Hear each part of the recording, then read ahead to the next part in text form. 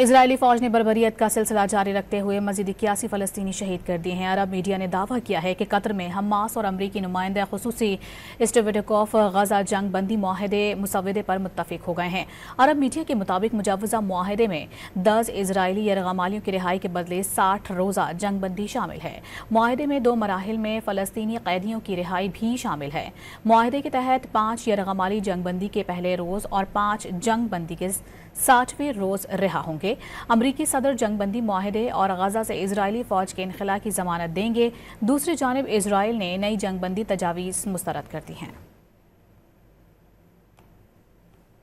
اسرائیلی فوج نے بربریت کا سلسلہ جاری رکھتے ہوئے مزید 81 فلسطینی شہید کر دیے ہیں۔ عرب میڈیا نے دعویٰ کیا ہے کہ قطر میں حماس اور امریکی نمائندہ خصوصی اسٹویٹکوف غزہ جنگ بندی معاہدے مسودے پر متفق ہو گئے ہیں۔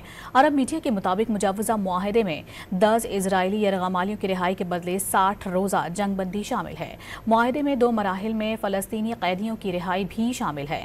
معاہدے کے تحت 5 یرغمالی جنگ بندی کے پہلے روز اور 5 جنگ بندی کے 60ویں روز رہا ہوں گے۔